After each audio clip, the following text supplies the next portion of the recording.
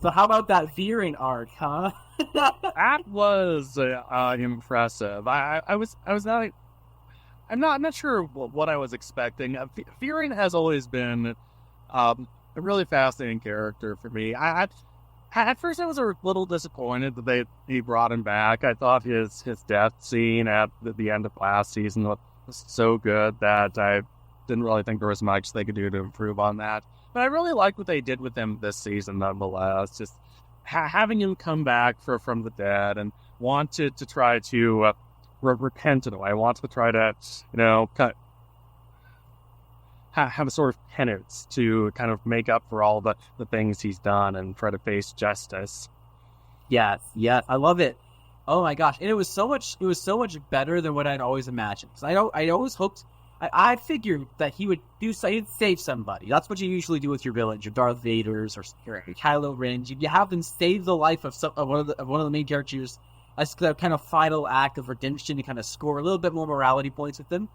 But so I always imagined he would either die saving Claudia or maybe even Ezrin. Maybe he would have gone full circle to die for the King of Cthulhu.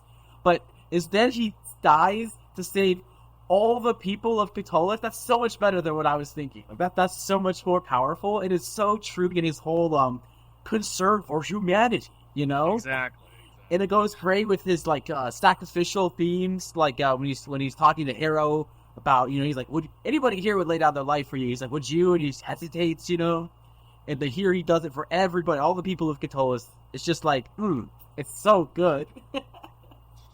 Yeah, and at the end, he finally does get to fulfill his goals in a way, or fulfill what he started out really wanting to do, really wanting to help humanity and save humanity from the assaults of these rather cruel dragons, and he does, and that's he talks about he talks about fire raining from the sky in that season 2 episode when he's with the Pentarchy.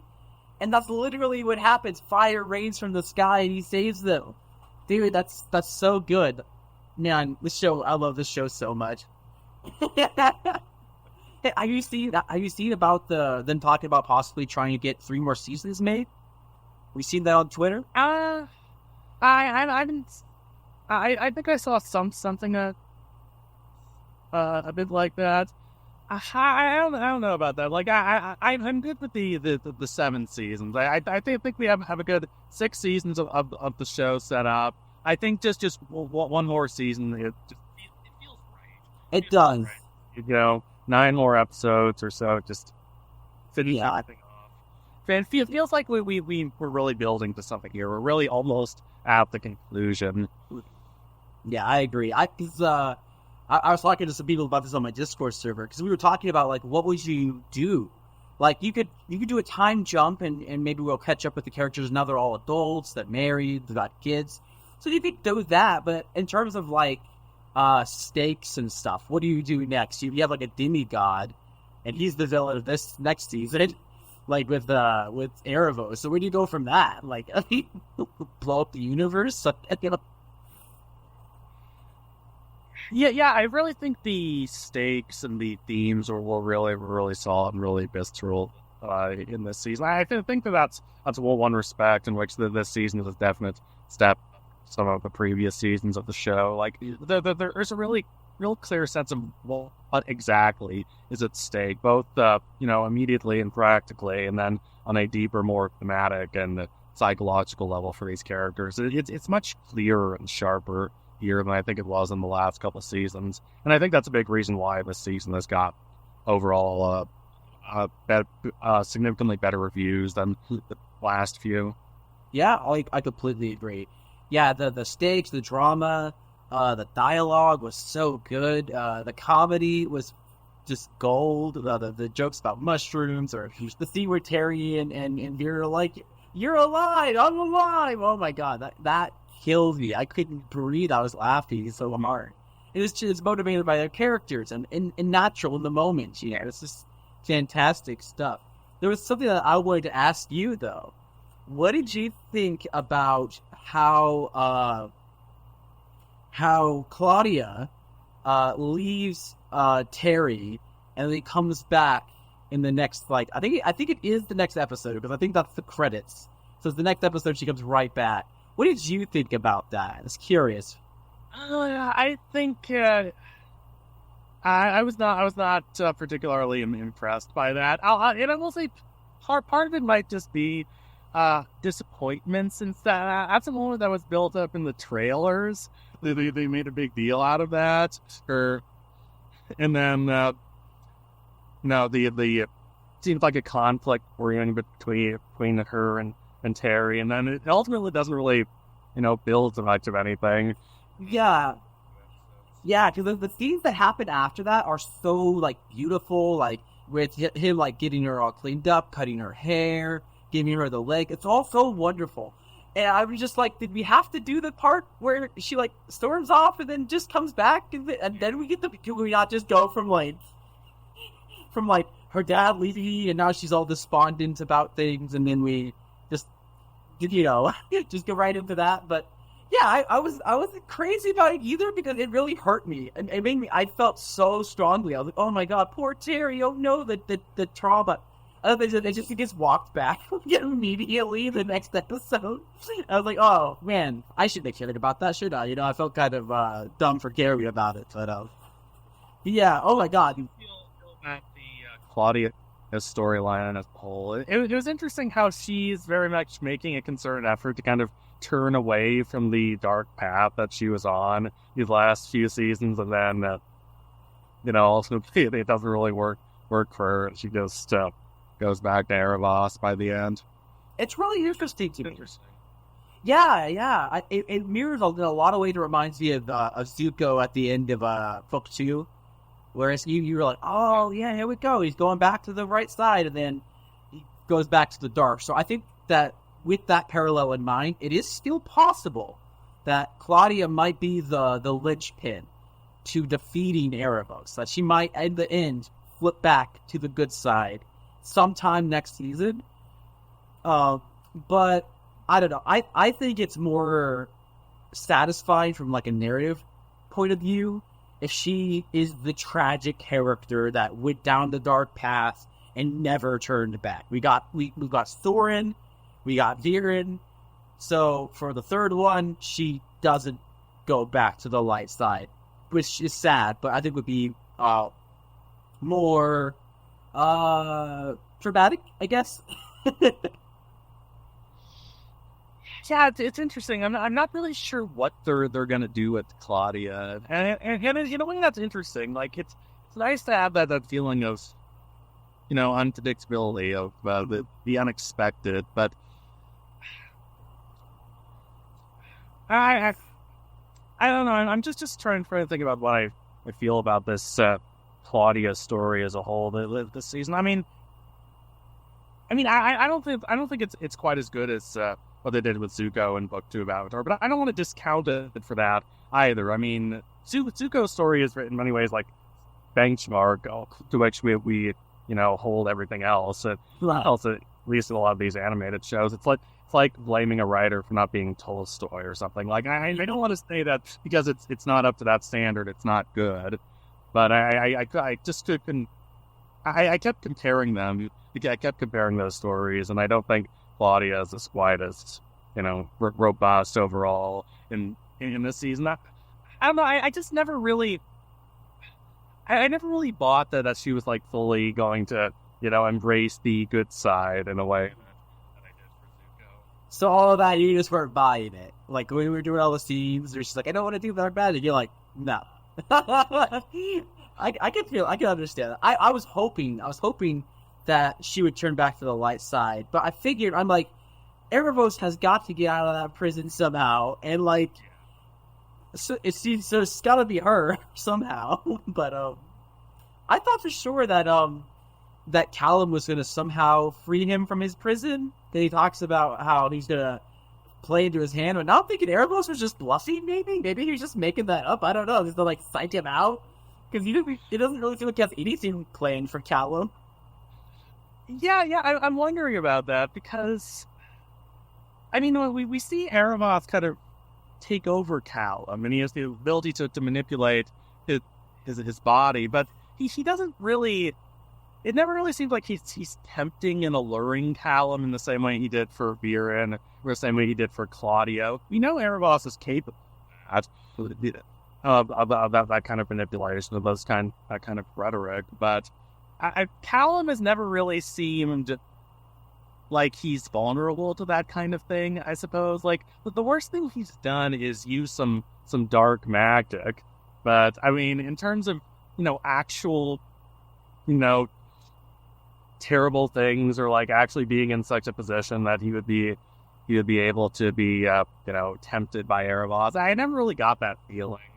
Yeah, I heard a really great fan theory, and it's pretty much not going to happen now. But the fan theory came out before season 6, and I thought it was really compelling. And the idea was that somehow it was going to end up at the Starscraper, where Callum was going to, in order to free Rayla's parents and Runan, he would somehow also end up having to free Aaravos. So he would have to make a conscious choice to either do this thing to save these 3 people and bring back this one bad guy. And I was like, that's kind of interesting. I actually kind of like that. It's the old trolley problem, we save 3 people, and then we get one bad guy, and maybe he'll hurt other people. It's like, but it's hard to say, I like that. I was like, that's kind of interesting, but I don't know if Callum is going to have anything to do with Aaravos. I'm actually really curious how I go into this. I have a video coming out, and it's kind of about how the Dragon Prince ends, and I've always imagined that this is going to come down to, like, Callum v. Aaravos, one-on-one, 𝐓𝐼𝐢𝐭𝐿𝐳, 𝐁𝐞𝐚𝐮𝐵 comet type conflict. But now I'm like, is that going to happen? And would that be satisfying? Because as far as characters who have, like, a beef with Aaravos, like, dramatically, I think Callum is on, like, the really low end of that. Like, Soren's got more going on. You took my sister away. You manipulated my father. But almost surely it's going to be Callum and Aaravos, right? Yeah, just Callum as a whole. Like, I like Callum, and I like a lot of what they did with him this season. I love everything with Rayla. I love seeing them together. They have a lot of beautiful, lovely romantic moments, and I love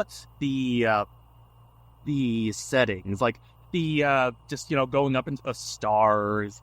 It's just one of the most beautiful series of scenes in the show. Like, I was just kind of, my mouth was agape for a lot of those scenes. They were just so gorgeous, so beautiful and otherworldly. Like, visually, it really came through for Callum. Like, everything at the Starscraper was gorgeous, but just, I don't know, in terms of morally, emotionally, philosophically, I just keep finding myself much more interested in the other half of the show, the Viren, Claudia, Soren, Aaravos side of the show.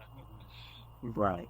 I totally agree. I think a lot of us older fans, we tend to gravitate more towards that kind of stuff, because the moral complexities and just the idea of themes like family and redemption, that stands out, I think, to a lot of us older fans more so than just the adventure or the Batemans are cute type stuff, which isn't a criticism of those aspects of the show. I enjoy those aspects of the show. I think we just kind of like, we tend to go towards the darker stuff. That's where it's at.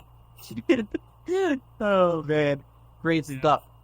So, do you think Claudia is going to end up leaving Terry, or Terry's going to end up leaving Claudia next season? That seems inevitable, right? I mean, I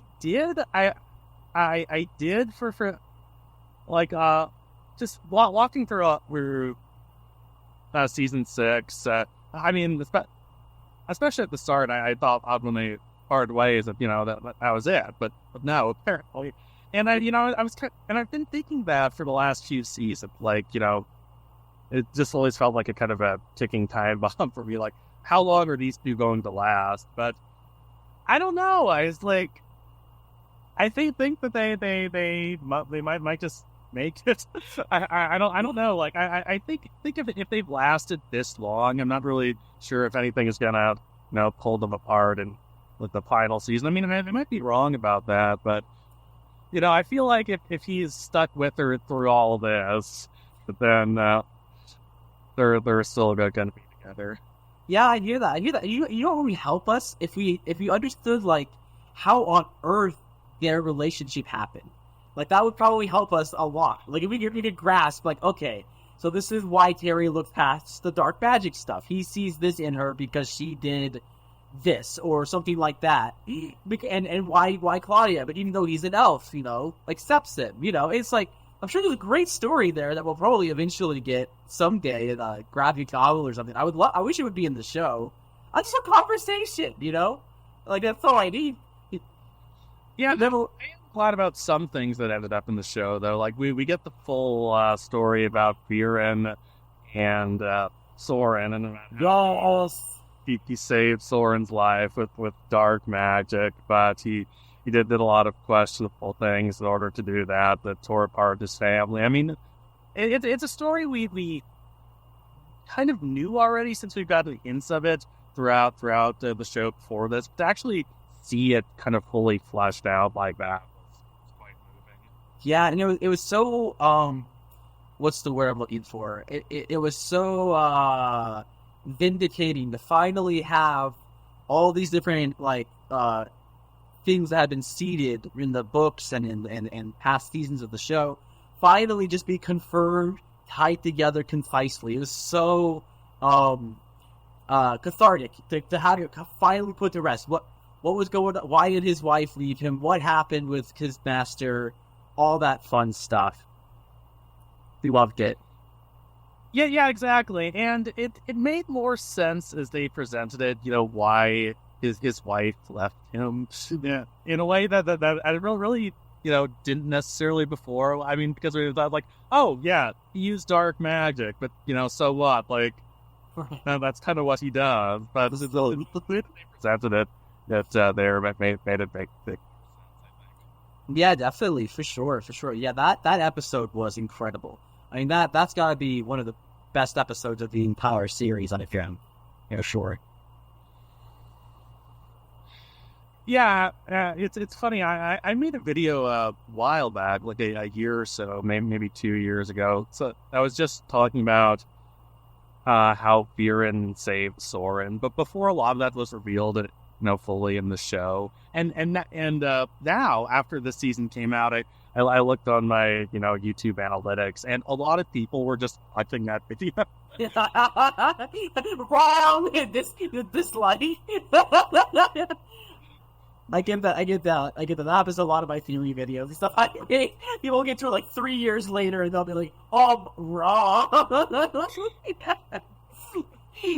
It's funny though. It's funny. I tried. Okay, I tried. I put my best guess out there. That's what we tried to do.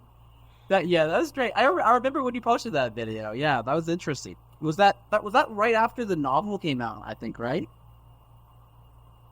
Maybe what was that 2021 ish? It was 21 or 22, I think. But a while back, a while before, in season 5, we get a part of that. We get a part of the truth, and then in season 6, we get the whole thing. But I posted that video before any of that, so just when it was in the books. Nice, right? I think I remember that. Yeah. It's man. How about Soren getting some cool stuff to do this season? Yeah. So I had a video that I was going to release called "Why Soren Should Die."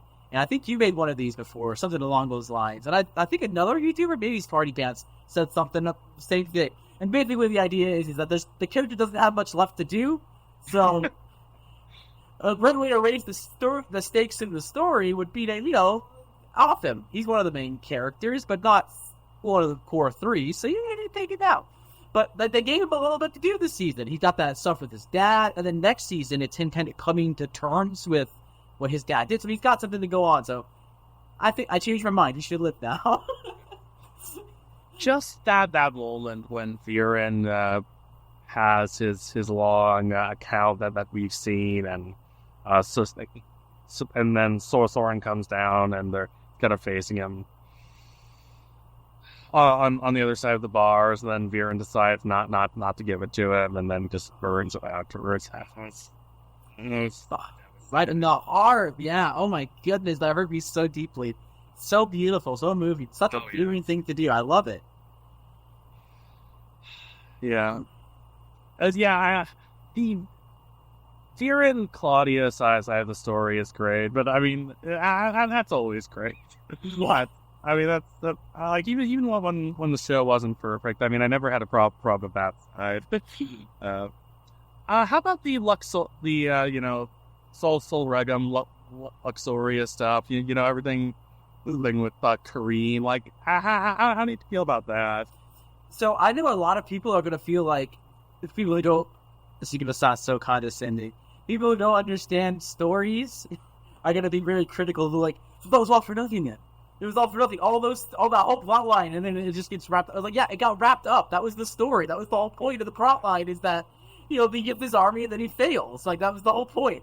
But I've already seen, sorry if I sound frustrated, I've already seen people complaining about it, like, oh, so glad that plot line is over now because blah, blah, blah. And it was like, well, the whole point of it was, to lead to this moment. I loved it. So I completely misunderstood what was happening, though, when I watched it. So I thought that Sol Regum betrayed them. And that he never intended to help them, and that he had always intended to fly off and attack the human kingdoms, like how he was trying to do with Ilarion in the flashback, which is totally how I read that. But everybody I talked to was like, no. It was Aaravos manipulating him through the guy because he couldn't see it. I was like, oh yeah, that probably was what they were intending for me to understand what's going on. And I was like, actually, I think that's probably right. Oh, really? That's interesting. What do you think? Agreed with you. I thought Sol Regum was intending to betray. Right? Yeah, that's what I was just assuming. I never really thought of it from that perspective. Right. But my question is like, so if he was being misled, like if I forgot his name, the guy, the Sulfide priest on his back was like, okay, we're gonna go and attack the soldiers. Well, I mean, how far did they have to fly to Catullus? Like, was there no question? Like, so how much longer is this? I don't know. It was like, wait, I thought we were attacking an army, not a city. Maybe it's a little more unclear than than I was thinking it was. Yeah, I mean, I've never been the biggest fan of that plot line. In my mind, I've compared it more than once to the Dorn plot line. Never a positive. Right.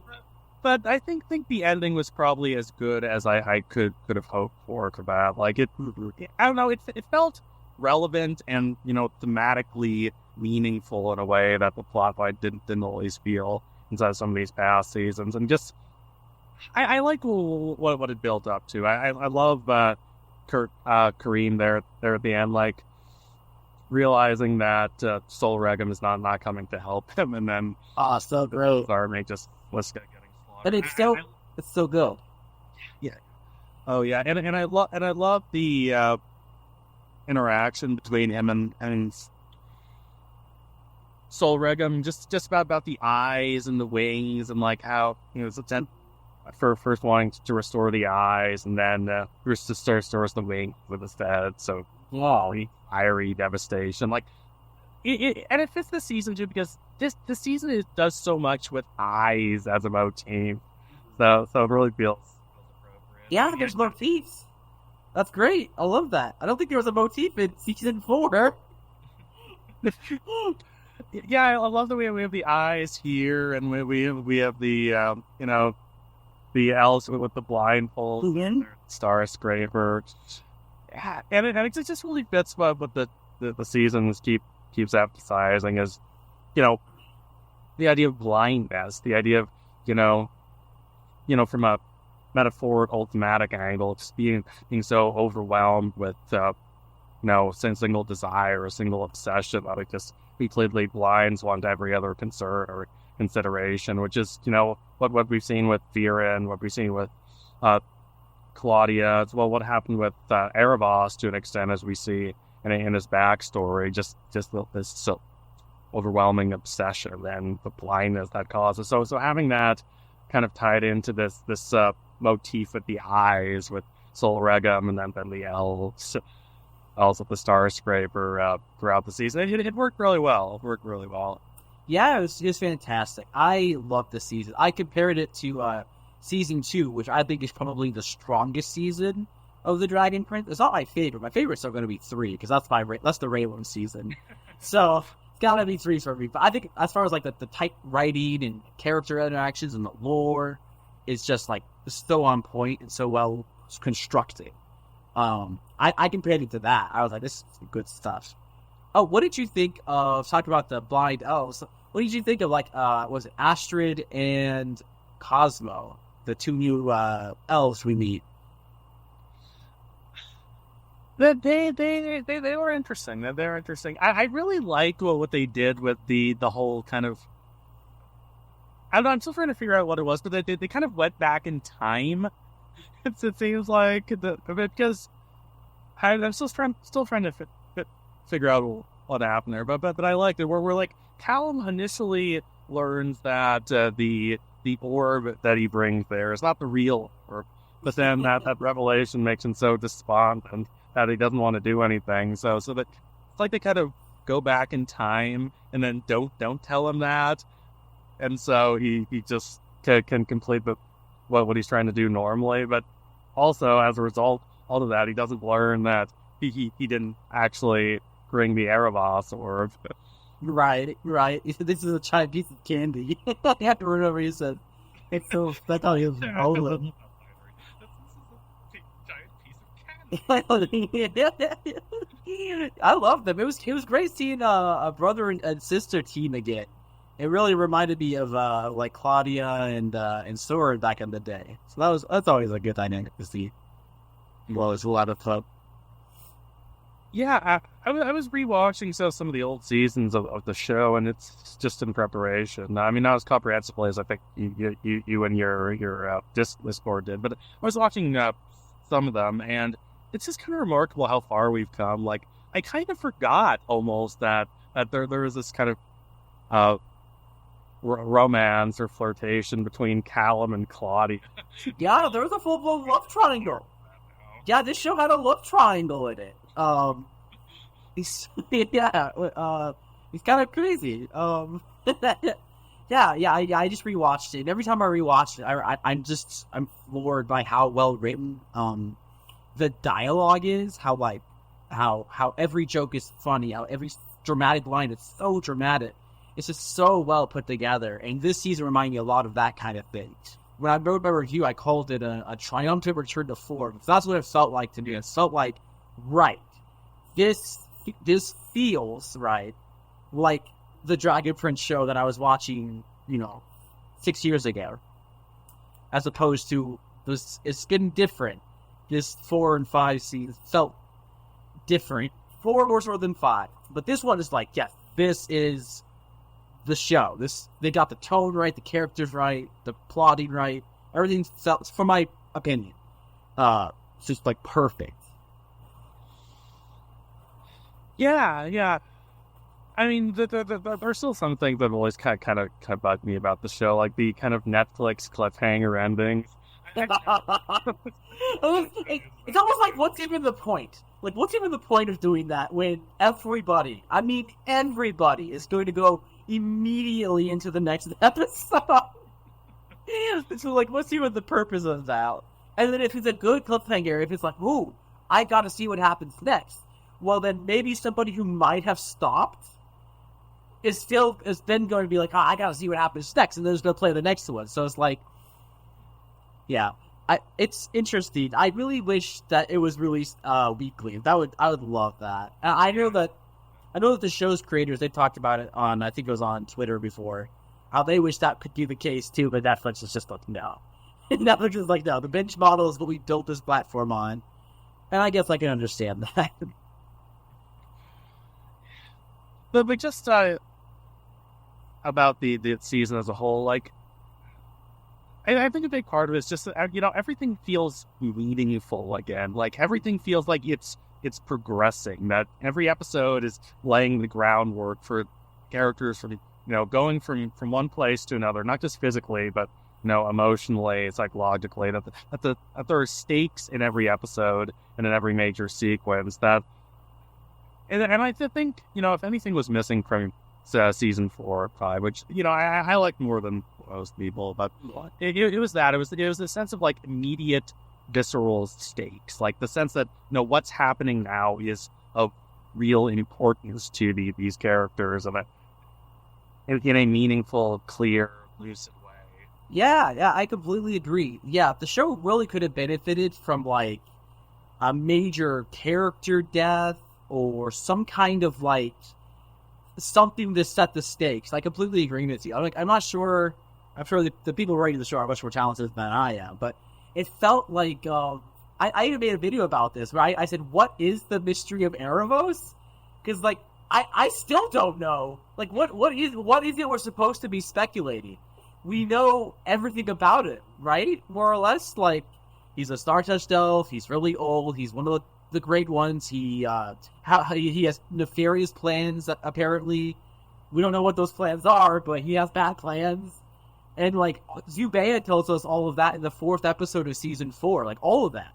So we give like the whole rundown of his whole thing, and like we don't know his details of his backstory. Like we saw a little bit more, but I don't feel like anybody in the show was like, who is this Aaravos guy, and like what specifically is he gonna do if he gets out of his prison? Like what is the stakes?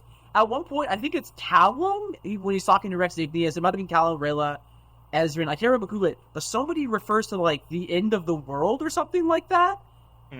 I can't remember who it is, and maybe somebody in the comments of this could correct me, remind me what I just watched it seasons, but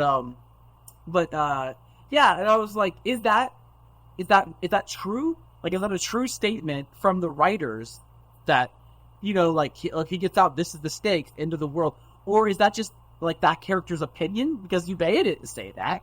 𝐁𝐁 didn't say nothing about like the end of the world or anything like that, or war or nothing. Just that he was a bad guy who manipulates mages and had a lot of hands in conflicts in the past. But yeah, I completely agree with you. So I went on a little bit there, but I feel very strongly about what I agree with you. Like the stakes were like iffy, especially, and what was hard to get invested in. One last thing, sorry, is that like, and this is going to be one of the things I'm going to probably complain about probably forever because it's kind of already done. But we spent 2 seasons, 18 episodes, right?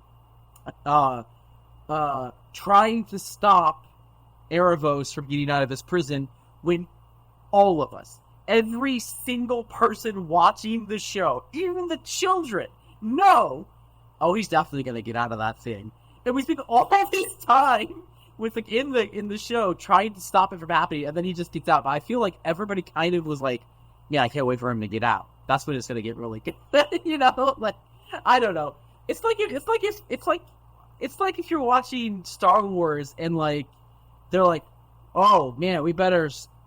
What's a good one? Like, oh, we gotta stop that Darth Vader guy from meeting Luke, and it's like, well, they're definitely gonna meet, right? Like they're definitely gonna fight us at point. So we gotta throw that ring in that volcano, or it's like, yeah, that's probably gonna be what happens. I don't know. I don't know if those are good examples, but I think I know what you're saying. Yeah. But yeah, just about Aaravos, I think we should talk about him a bit more. Just I guess in the final episode of the season, we just got like a whole bunch of information about Aaravos just thrown at us.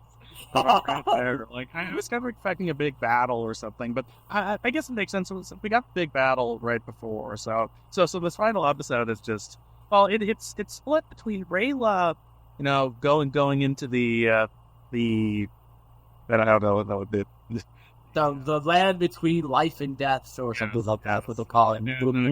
Looking for her parents, and Renan stood there in their mysterious liminal space, and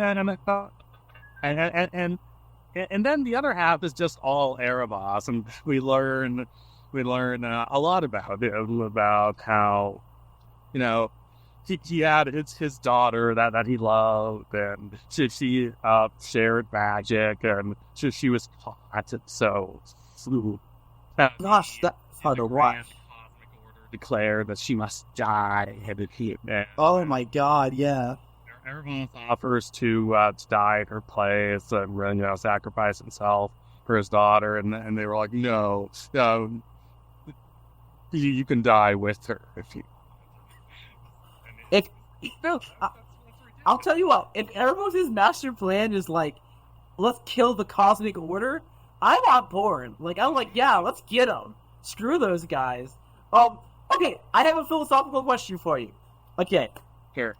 So that lady is called the Merciful One, right? I don't think we actually know her actual name, but she's referred to as the Merciful One. So here's my question for you. Of all the people in that trial, she seems to be the only one aware of how hard this is going to be for Aaravos to take his daughter away, right? So is it better that she realized how bad it was, so says, no, you can die with him, or is it worse? Because she actually seems like, these only guys seem like cosmic beings who don't fully grasp love between father-daughter. So is it better or worse for the Merciful One to be aware of it and still be like, no, yeah, we gotta do both you for this? I would say worse. It does not seem like the other grand cosmic beings are really, understand emotionally. It's just like, they're almost robotic about this. Like she broke the rules. She must die, and it's not even like necessarily, personally antagonistic about this. They're like, and this is just the way it is. This is the way it always must be. And they don't really seem to understand or really have any comprehension of the terrible blow that they're inflicting on Aaravos. But so it's definitely worse, I think, that at the Merciful One, quote unquote. I agree. Yeah, I think I definitely agree. It's so much worse. In fact, I think I hate her. I think I hate her more than any other character right now who's alive on the show.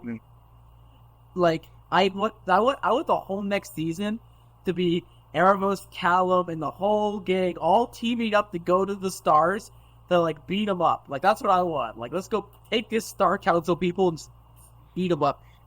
That's not going to be it. That's definitely not going to be it, but, I guess I'm pro-cycle of violence now. They hurt Aaravos, and now I'm like, no, you know what? Yeah, let's go hurt them back. Yeah, let's go do that. I don't think that's what the moral of the story is going to end up being. So speaking about Leola, his daughter, do you think we will see her again before the series ends? Like, not in a flashback, some kind of, like, spirit or illusion or something? Do you think we'll see her again? I think maybe, like, a spirit or something. It seems kind of likely. Just, he sees her spirit there at the end. That has this powerful emotional effect on Aaravos, seeing her again. He very probably breaks down crying. Mm-hmm. That's what I'm predicting. Yeah. I'm thinking that is such a beautiful, dramatic moment that, like, they should put that in somehow. I don't know how they would do it. Whether it's literally her or some kind of illusion, maybe a memory or hallucination or something. I don't know how they would go about doing it, but I would love to see that kind of thing, personally. Do you think... Okay, so I had a question, and if I ever get to talk to one of the show writers, I'm going to ask them this, because I don't understand. But they say that you can't kill a star-touched elf, right? Even if you destroy their vessel, their body, they can come back the next time the stars align. But is that not what the Star Council did to Leola? Because it definitely seems like everybody in that room understands this is the end. Like, that definitely seems to be the implication that I was picking up on. So, can the Star Council permanently destroy Star-touched elves? Because that might be useful. That might come in handy. Yeah, that's interesting. I guess I don't really have an answer to that. But it will be interesting to see what they do at final season 7. Yeah, I'm just kind of wondering what season 7 will be as a whole. I mean, I know you're thinking about this too. Like, I guess the most obvious thing would just be, Team Callum comes together and is, fighting against the big bad Aaravos. And I certainly think that there's going to be some of that, but I mean, that can't be everything, right? I mean, there has to be more. And fighting Aaravos for what? To what end? Like, what is Aaravos going to try and do? Like, what, we still don't really know what his end game is? So, so like, we're assuming that it's going to end with a throwdown, but, like, we don't know that? Like, we don't really know. We know that the Fire Lord 𝐁𝐳 is a bad guy, and that he's going to keep being a bad guy and keep trying to conquer the Earth Kingdom. And then we learn about this comet and how powerful he is and how he's going to burn the whole thing to the ground. So we get it. We got to stop it. But Aaravos, I don't know what he's going to try and do. Like, he's out. All right. And now what? He's an Aaravos. He's big. He's Attack on Titan. I was not expecting that. No. Oh, I like it. I wonder if there'll be a different intro for season 7, since he's kind of done the whole, like, giant guy picking up the piece thing. I wonder if they'll change it. No, he's big. I kind of like how literal that turned out to be. You're like, yeah, he can hold them up as like little chess pieces because he's just that big. Yeah. Turns them into stone. Then they shed a singular tear. Takes them up as a chess piece. And yeah, I like it. It's good stuff. Really good stuff. Yeah, I love this season. Yeah. It's been a bit abrupt to like the last episode of season 6. It'd be like, oh yeah, let's try our best to make Aaravos at least somewhat sympathetic. But like, I'd still prefer that they do it than not do it. And I think that they managed to do a good job of it. I mean, I certainly prefer this approach than like the Balos approach, where he just don't really do anything. Yeah, but he just sucks. Then he gets immediately disposed of when to pop up another villain. Yeah. I'm here for it. It definitely made me realize, like, what a wild card this last season is going to be, because the final season was so clear in my mind. I could see it, Kareem and 𝐿 and that Sunfire Elf army would clash with the human armies and the elf armies in some kind of epic final conflict over some kind of thing. But the battle would be just like a distraction. The real fight would be someplace else, similar to the end of season 3. And then that would be Aaravos just using the army as a side tactic. And then, they have a throwdown. Claudia's next to them. She's casting spells, and Rayla's fighting Claudia. Callum's fighting Aaravos. And then the whole thing kind of comes to a close, an epic final battle, similar to what we got in season 3. But I don't think that's going to happen now, since the armies of 𝐿 are gone. I'm like, well, now, shoot. Does Aaravos have any allies left besides Claudia? I don't even know. I'm not going to count Terry, because I don't think Terry's on board with this guy. Yeah, I kind of like that right at the end, like after Aaravos has gone and, given his very sad and tragic backstory. It's just well done. It's well done. But I like that Claudia's like, I am completely on board. You've convinced me. What you're doing is right and justified. And Terry's like, no, it's not. What are you talking about? I mean, I feel bad for him, but it's still doing bad things. Right. Yeah, Terry, he's a sweet boy, but he's a little too naive. I think. Yeah. So, do you think that Aaravos, what he was up to? So we hear that the Sunfire, so 𝐿, and I think what is implied to be Queen Aditi, is that right? Had heard they were the ones that snitched on Aaravos' daughter. Is that right? So does that mean that perhaps Aaravos' master plan is some kind of anti-elf, anti-dragon one? He's gonna wipe them all out somehow? Maybe, like, yeah, it's like, I still don't, I mean, I suppose I don't need to know everything at this point, but I'd prefer if I kind of knew the general direction that they were going to be going, like, Yeah, I mean, as you said, like if 𝐷𝐼𝐼𝐼's plan is to just wipe out those those authoritarian cosmic order guys, like I would not object to Like, I'm on board. Like, let's go get him. Like, I'll grab my baseball bat. I'll get a band and gather up my guys, and we'll go join. We'll help him out. Like, let's get him. Yeah, he really does not seem to like dragons as a whole. True. Yeah, I mean, honestly, after what we learned about him, like, I totally get why he wanted to help Vir, and I mean, obviously he's manipulating him to an extent, but they're honestly pretty similar in a way. Like, I mean, I mean, obviously, Aaravos is this ancient, very powerful being, but just emotionally, psychologically, I mean, they both just seen great harm to people they really care about because of this unjust, rather callous world, and they kind of want revenge in a way. They want to restore a sense of justice, and in that the pursuit of that, it's implied they kind of go too far and become obsessive with it. But they very much are motivated by a rebellion against what they view, understandably, I think, as an unjust and uncaring world. I mean, there definitely is a distinct similarity between the two of them. So it honestly kind of makes sense that two of them were so closely aligned. Yeah, it's beautiful in a way. And it makes me wonder, do you think maybe they're more aligned than we think? Maybe the ending of the show, it won't be Aaravos being killed or destroyed or trapped.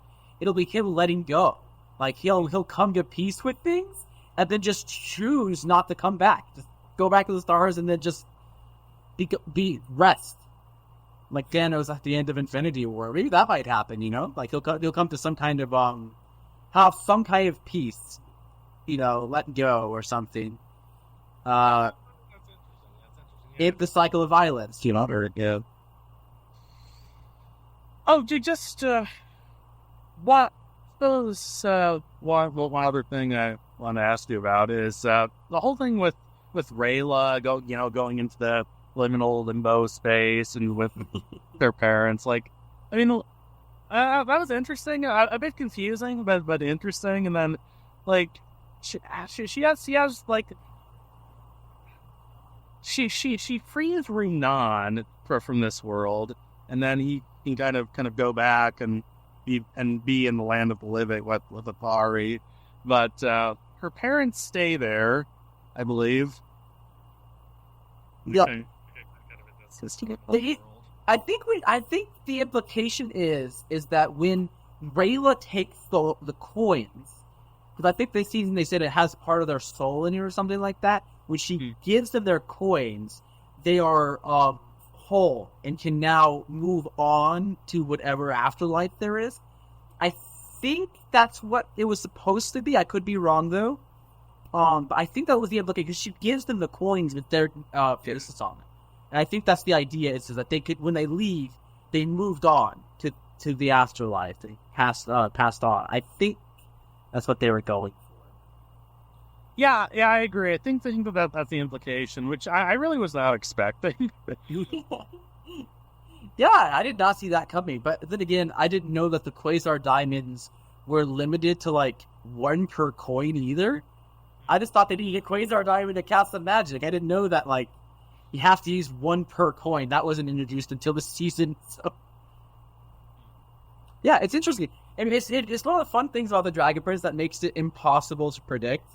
Because I was talking to one of my friends about this the other day. I was like, so the ending of season 3, Callum jumps off of the side of the Storm Spire after Rayla tackles Viren off the side. He sprouts wings, collects Rayla. Viren falters up, and he says, "I love you, Rayla." Would have been impossible to predict because from season 2, because Rayla wasn't a thing until season 3. The wings were established until the episode prior to this episode, so we didn't even know that was even something he could do. And then, yeah, of course, the Storm Spire. We'd never even seen the Storm Spire before. So, that, like, the whole thing of events. Oh, and, like, 𝐓𝐼𝐢𝐺𝐿 being there, the army. Though that wasn't established until that season either. So, like, who knows what could happen in Season 7? They could introduce so much stuff, so many new things, and then that's how it wraps up. I mean, I know it'll probably be satisfied. My point is that it's just like, man, who knows? Who knows how to predict this stuff? Yeah, yeah, it's wild. It's unexpected, and I like that. I like that. I will say that there are some characters that could kind of, fall into the background a bit, like Ezrin. Like he doesn't really seem to be doing that much this season. Like, I mean, I always thought the show would do more with Ezrin, I think, than they ended up doing. Yeah, I agree. Yeah, Ezrin has definitely fallen to the background. Personally, I'm okay with that, and I kind of wish that's kind of what would have happened in this whole arc, to be honest. I kind of wish they wouldn't have brought him along, and he could have just stayed at the task. I would have been okay with that. And then you give his spotlight to Soren or Corvus. You give another thing. But, yeah, I love Ezrin as a character, and, I would love to see him have some big final moment. Like, when he gets back to Catullus, maybe that's when Pip will show up, and maybe he can talk to Pip and inside Pip is the spirit of his dad or something like that. I mean, I'm just throwing that out there. Like, that might be pretty awesome. Yeah. I think he's kind of been lost ever since the time skip. Like at the beginning, he was like, you're the cute kid, like the younger brother of Callum. And I mean, that's a role. Like, I understand that at least, but it feels like after the time skip, he was like, kind of be, trying to step up into, fully being the king, but also like he's still pretty young. He's just kind of in this weird, intermediate age. I mean, it doesn't really seem like the show has as much use for him.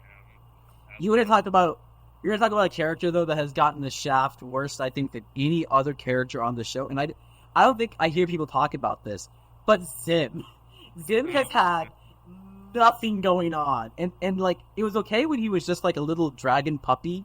He was just kind of like was just there to be cute, but like now he has like there's so much more going on, like with his role. Like, he's gonna be the leader of the dragons one day, and like there's a lot that could be done, but he doesn't talk. He still sounds like a dog. It's weird. It's weird. And the show's named after him too, so it's even more awkward when he doesn't have anything. Like, what did Zim do this season? At one point he shows up and he saves. Well, he kind of assisted in rescuing Ezrin. I mean, the army was already there, so he would have been rescued either way. But yeah, I do think that's actually closely tied to Ezrin. I mean, Ezrin has always been, very closely linked to Zim, and they've kind of faded away together. Yeah, it reminds me a lot of in like Return of the Jedi, after Han and gets saved from with Leia and all them. It will have like the attack on the Death Star with Lando, and then like Luke and Vader fighting. It's just every so often we'll cut back and we're like, yeah, they're down there too. They're hitting the shield generator down. They're shooting lasers, and there's these teddy bears down there too. It's just like all the drama is up here, and then we're gotta see what these other characters are up to. And that's kind of what it felt like for me. Like, it's every so often Zim will just do something, be cute, or Ezra will say something. It's just like, oh yeah, they're there. Okay, I mean, we're talking about characters. Like, maybe a good time to have a last question. But like, what character are you most excited for in season 7? What character are you most excited to see what they do? Honestly, it's Aaravos. I want it. Like, what is this? What is his deal? Like, what is he trying to do? Like, that's what I want to know. Like, I've never been that fascinated by his backstory, because I always figured it would basically turn out what it turned out to be. I thought it would probably be like a human lover or something, not a daughter. So that's fun.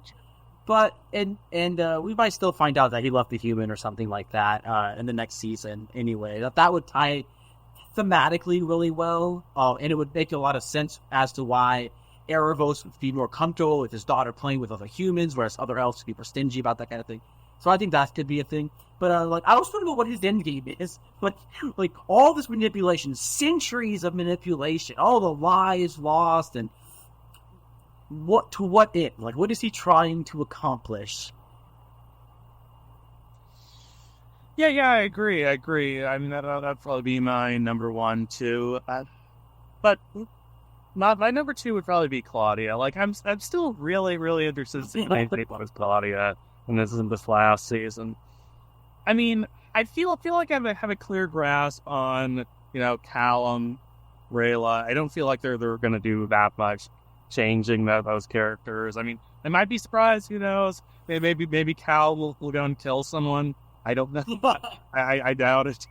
I doubt it. But I feel like I know those two characters pretty well. Viren has died 3 times. I'm pretty sure he's not coming back. For all the 3. He's dead. Cool.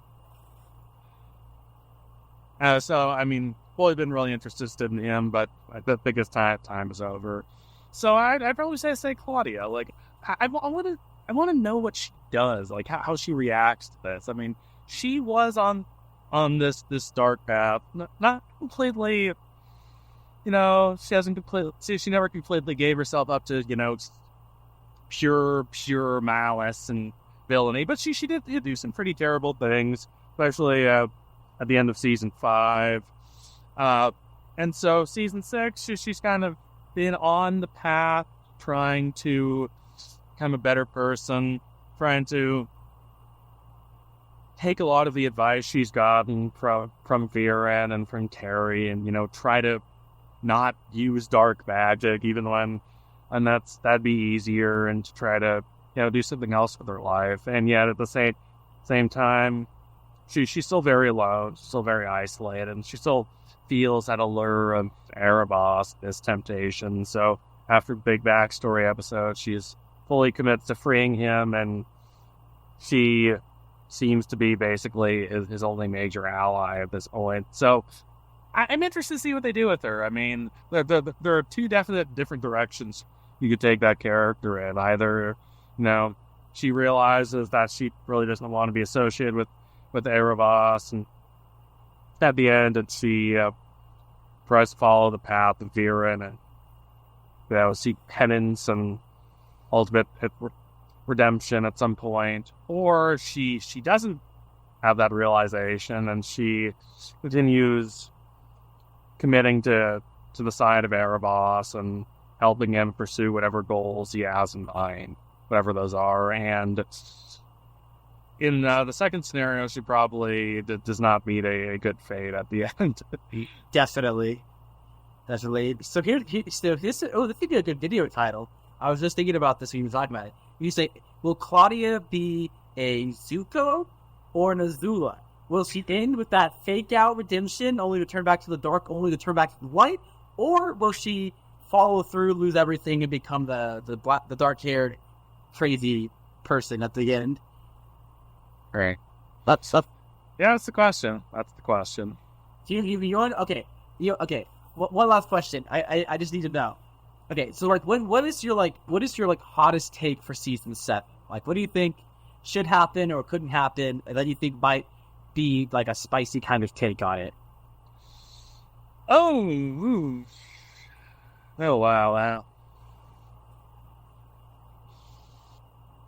Something that points in the direction of Aaravos being right about a lot of things. Not everything necessarily. He does do some terrible things, but the implication that he is right about a lot of what he's saying, and that he's not this big, he's not just this big bad, and that maybe Callum or Rayla had something to learn from them. Yeah, I think that's great. Yeah, it doesn't. It's not a final fight between the heroes and Aaravos. It's something completely different. Maybe they're even on the same side or something like that. Like, how interesting would that be? Maybe Aaravos gets disposed of, and Claudia turns out to be the series antagonist. They go to the source of the power of Xadia, and I don't know if you ever played Final Fantasy VI. Yeah. But it's like 𝐁𝐴, the betrayal. When she ends up taking power, she says, "Now, no one's ever going to hurt me again," and she's the final villain of the show. Like that would be how cool would that be?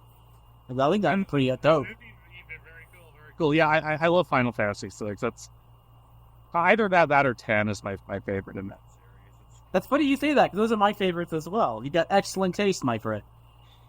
Yeah. All right. Well, thank you so much for joining me. This was a great conversation. I jazzed for season 7. Yeah, it was. I have not been this excited about the ending of the Dragon Prince in a long time. I'm really fascinated to see what they come up with. Yeah, me too. All right. I'm going to stop the recording.